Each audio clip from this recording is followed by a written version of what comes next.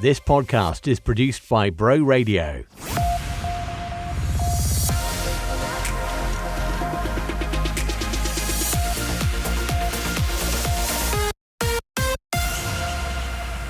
Hello and welcome to the Vale This Week from Bro Radio, our weekly in-depth look at local news, sports and events in and around the Vale of Glamorgan. Coming up, the return of a much-loved motorway icon which could offer a timely jobs boost for St Athan. We'll take a look at Morris's plans for a new version of its famous J-type van and what it means for our local economy. Also on the programme, we mark White Ribbon Day by visiting a new Barry exhibition featuring the work of domestic abuse survivors. We'll have a report from Cedia. Meanwhile, Nathan has gone fishing with a mental health group for whom tight lines means more than just a catch of the day. And will you be left feeling bereft of Gavin and Stacey this Christmas? We might just have the answer for you. But we begin with a motoring revival and a potentially timely economic boost for St Athan.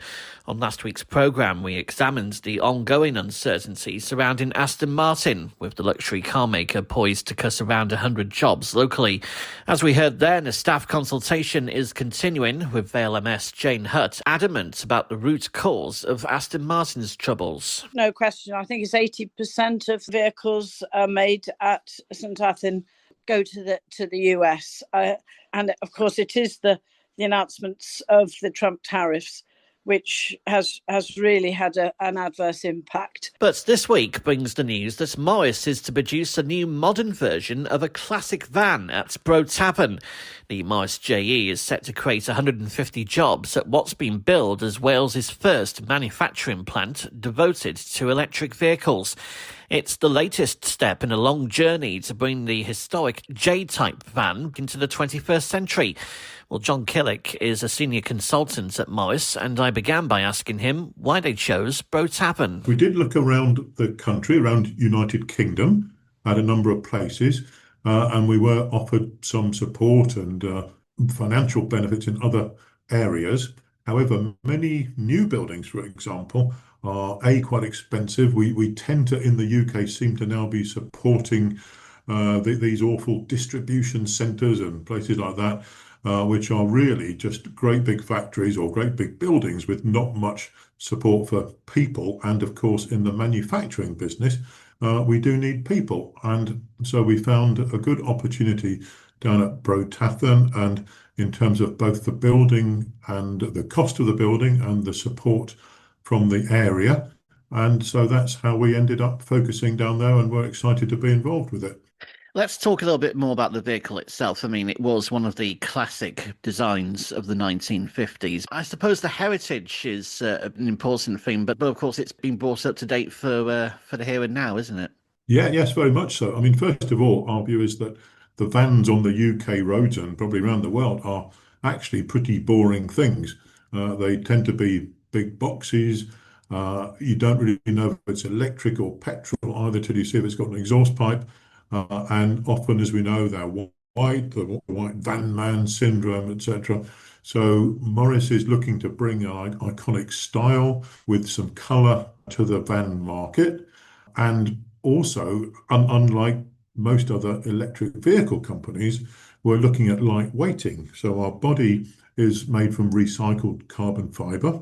And doing that, we get a lightweight van with a good payload. We've got a 1 ton, 1,000 kilogram payload in really quite a small van as well. It's much better than, if we mentioned competition, the ID Buzz, for example. So we're very much looking at sort of colour, iconic style, and good performance and 250-mile range. So I have said we'd never make a white Morris JE, and it sounds a bit arrogant to turn away business, but we don't want white Morrises out there, Garth. We want bright coloured ones, and they will all be nice bright colours, bringing a bit of joy to the UK, hopefully. And this has been a development a few years in the making now. I think it was first announced in 2019, but the full launch is planned for next year, I understand. Yes, that's right. So we had like a proof of concept shown at the Design Museum down in London in 2019. That was the first vehicle made in different materials and things. That was not in carbon fibre, but that tested the market, and the response since then has been really fantastic. Things were slowed down a bit by COVID. We're also a fairly small operation. We're not one of these companies with hundreds of millions or billions we have had in the EV industry. So we just have a small team and we've just been moving forward. It's our own chassis and our own body, but then many other components of the vehicle are kind of off the shelf as well. So there's a balance of reliable components and then those developed that really support our cause of lightweight and style, which we are in control of ourselves. The Welsh Government is throwing its backing behind it. It's offered a financial package, which you've accepted.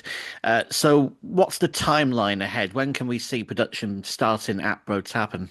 There will be activity down there from probably the second half of next year in terms of getting equipment into there.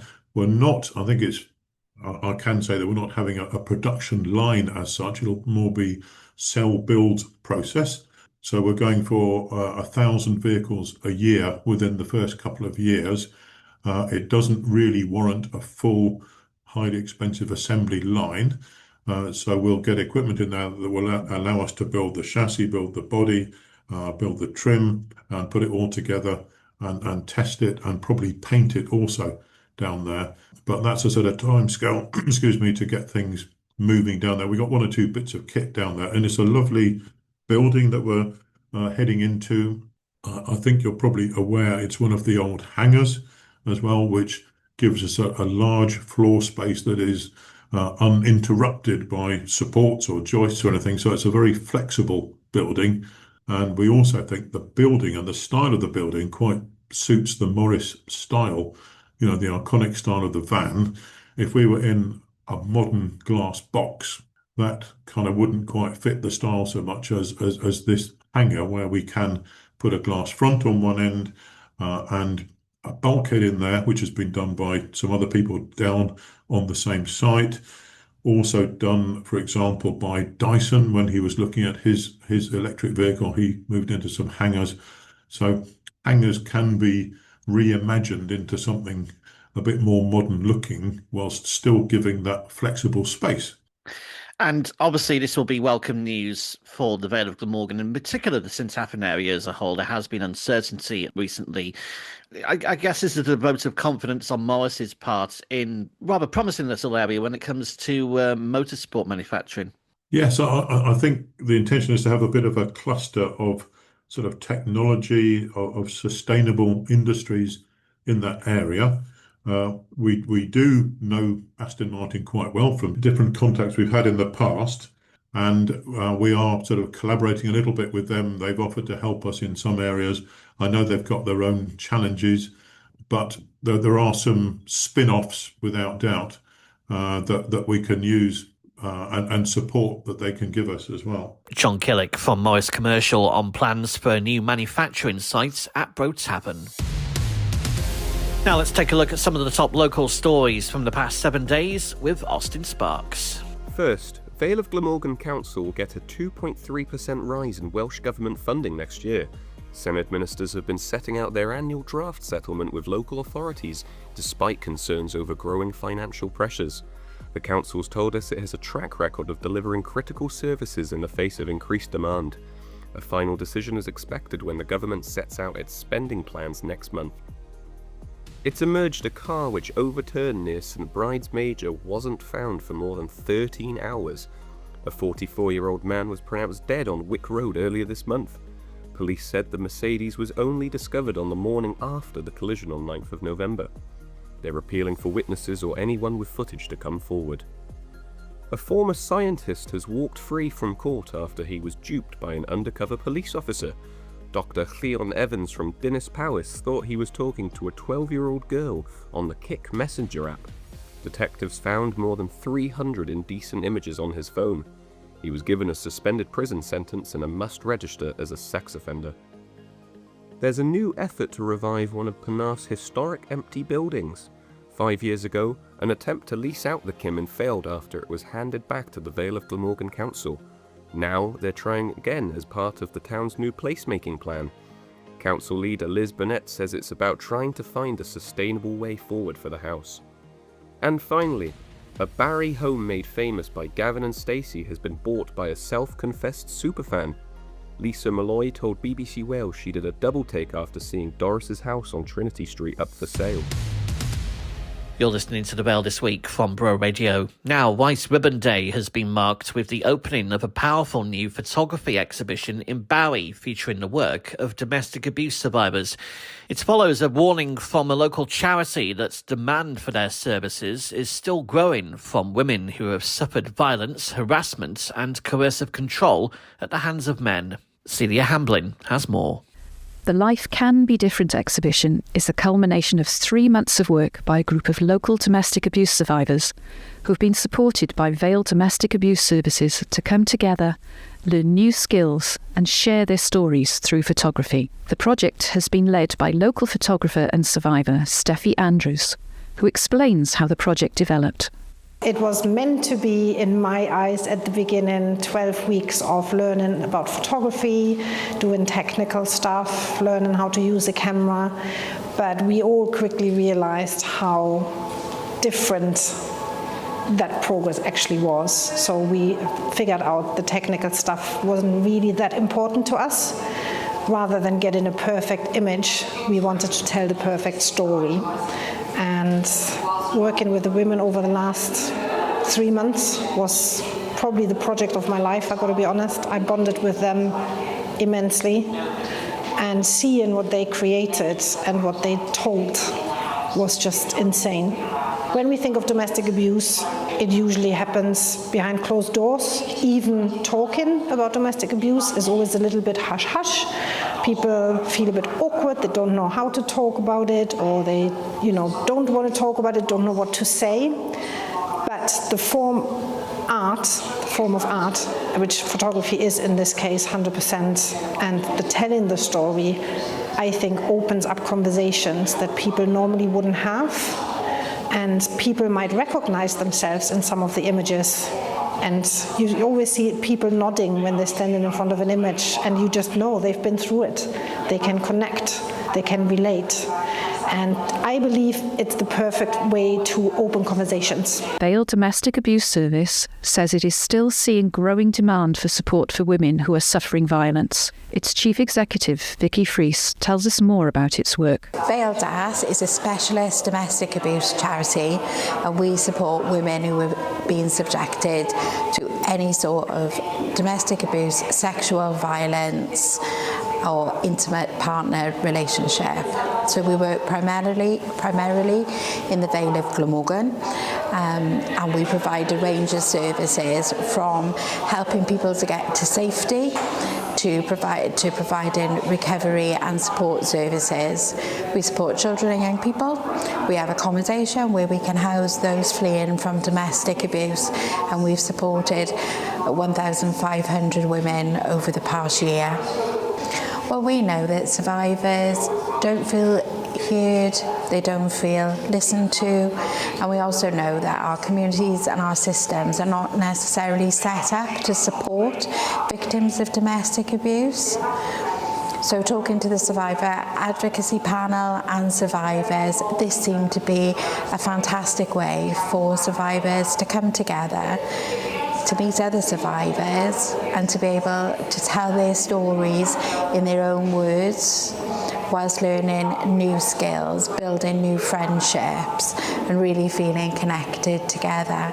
So the whole point of the project was to make survivors feel less isolated, more connected, and to show their fantastic skills while telling really quite dark stories, really sad stories. During the opening night on White Ribbon Day, participants were able to share their work for the first time and tell their stories, something which both Vicky and Steffi say has been a powerful outcome for the project. It really blew me away. It quite genuinely blew me away. I felt quite triggered myself by some of the photos. I was amazed. I mean, I suppose what really struck me is that you see real darkness you know, and domestic abuse is insidious. It seeps into every part of yourself, and your self-confidence, your self-esteem, your agency, your advocacy. It makes you question everything, your confidence, and that is evident in all these collections. But there's a bit of hope in there as well. Vale This is motto is that life can be different, and we say that for a reason, because it can be different. It's not perfect afterwards, definitely not easy to get there, but it can be different, and there can be happiness at the end, and I think that's evident in all of these collections. And I suppose for me, who doesn't work frontline anymore, I'm about the charity and about ensuring our services can be provided and provided well. It was a real reminder of that, and it was also a real reminder, what was totally evident was the systemic challenges that survivors face, because our communities and our systems are really not set up to support them. The Life Can Be Different exhibition is open at Arts Central Gallery, accessible via Barry Library until the 10th of January 2026. To access help and support from Vale Domestic Abuse Services, visit valedas.org or call the Live Fear Free helpline anytime on 0808 8010 800. You're listening to The Vale This Week from Bro Radio. Now, a community group in Barry has been tackling mental health by going fishing. But tight lines aside, Reel Minds aims to build friendships and help people to connect with nature, as Nathan Spackman found out. Reel Minds CIC is connecting people through the motto, "There's more to fishing than catching." David Williams is one of the founders of the group and told us how it first came about. It originally came about through the back end of COVID. So we noticed a lot of people were, struggling, being isolated, not getting out. And my friend Josh wanted to take up fishing. I'd already been fishing for years, so I started taking him out. And that's pretty much where the idea was born. After that, it was, we took out a small group of people, and then a bigger group, and now we've got regular meetups in Barry, Pontypridd, Cardiff, all over. We've been running the indoor rig making session here on and off for about 2 years, and say 6 months ago we tagged on then fishing after the rig making. So we come here, meet up 3 hours, make some rigs, have a coffee and a chat, and then go over to Barry Dock and have a bit of a fish. And that's sort of an open invitation then for anyone else to come and join us. Jay Weston is from Barry and has been attending the sessions for the last 5 years. He told us why he first got involved with the group. Well, it was to do with the job centre. I recently lost my job, and I got in a lot of trouble with debt and everything, got depressed, anxiety and everything, and nowhere to turn. And they literally put me onto Reel Minds, and I come down here and it's like changed my life around, honestly. It's like, it's been amazing, and I've sort of come out of my shell, met new friends, and it's been amazing, absolute turnaround in my life, I think anyone who's like suffering from mental health or anything will, come along. It's absolutely amazing, changed my life. Oh, I tell you what, I was like coming down in, just literally getting out the flat for an hour, hour or two, and it's just like having a chat and a laugh and a coffee, and instead of stuck in the flat, just like thinking on your own thoughts and that, and just a lovely bunch of boys, and it's changed my life, honestly. The group's focus is on improving mental health and well-being through fishing, with local father Andrew Ogston Price saying he initially got involved to get his son out into the local community. I myself suffer with mental health, struggle real bad with mental health, so that helps me a lot, speaking to other people with the same sort of issues, sharing each other's problems. Harvey, his confidence have grown, so much over the last 2 years. He's quite a shy individual. But since he's been a part of Reel Minds, he's just come out of the shell so much so he's just been selected now for the Welsh International. So, you know, that's how. So, and a lot of that is thanks to Reel Minds. It's amazing whether you're struggling with your mental health, loneliness, just want to make new friends, anything like that. Reel Minds CIC is keen to make sure that everyone can participate, no matter their experience or financial background. You've got nothing to lose by coming to give it a try. You know, the way we set the project up was, what are all the reasons you wouldn't try an activity? You know, and that might be cost, know-how, transport, don't have the right equipment. Well, we provide all that, so there is no excuse. Give it a try. It might be for you, it might not, but you don't know until you've tried. Reel Minds meets every Monday at Bridge Between Community Centre before heading to Barry Docks for fishing. Find out more at realminds.org.uk. Well, now time for sports, in with news of Welsh Cup fortunes and international call-ups. Here, back from the docks, is Nathan. Thanks, Gareth. Barry Town United are through to the last 16 of the season's Welsh Cup. Ollie Holbert scored a brace in their 6-0 demolition of Llanelli to score their place in Thursday night's draw. It's back to the Cymru Premier on Friday with Haverfordwest County visiting Jenner Park before attention turns to their Nathaniel MG Cup semi-final at Cambrian United. We'll look ahead to that game with manager Steve Jenkins on next week's programme. Elsewhere, Lantwick Major are back in action this weekend after a 3-week break. On Saturday, they entertain Avon Lido in the Cymru South, and Barry ladies will be looking to pick up their Adran Premier form after a shock exit from the Women's Welsh Cup. James Fishlock's side went out on penalties to Penabont following a goalless draw in the first round. It's back to league duties on Sunday when Barry visit Bretton Ferry Llanswell. And Sophie Ingle is hoping to continue her international comeback. She's part of Wales's squad for an end-of-year winter campaign in Spain, taking in 2 friendlies against South Korea on Friday and Switzerland next Tuesday. The former captain from Landoc made only a fleeting appearance at the Women's Euros in Switzerland this summer. Now on to rugby, and Evan Lloyd has missed out on winning his first Wales cap since February. The Penarth-born hooker was added to Steve Tandy's squad for Saturday's autumn finale against South Africa, but he didn't make the cut. With the game falling outside the international window, it means Louis Rees-Zammit will be absent despite scoring 2 tries against Japan and New Zealand. And the head coach insists they're making progress following Saturday's 52-26 defeat. It's not the scoreboard you want and where we want to go to, but I believe the group that we've got, having 3 debutants against a team like the All Blacks as well, is a huge effort from the group, and they are massively proud, but also the boys understand of where we want to go to as a team too. Locally, Barry have withdrawn from the Mallet Cup. They were due to face Glamorgan Wanderers on Thursday, but the Bombers have forfeited for their first round clash due to a shortage of fit players. League leaders Penarth take on Rumney on Friday night, whilst Cowbridge are already through after beating Lanharan 27-17. Don't forget you can get a full roundup of the weekend's action. Join Mike for Monday Night Sport at 7, or get the latest at broradio.fm and on the Bro Radio app. Now, could it be really almost a year ago when Barry, the Vale and millions of viewers across the UK got just a little bit wrapped up in the hype of the Gavin and Stacey finale? Remember this? Stace, pass me them nunchucks. 30 years ago, you two went on a fishing trip that almost tore this family apart. Just say it, you despicable little rat. You want music? Yeah, why not? Yeah, no doubt this Christmas will lack that excitement of waiting for the final episode.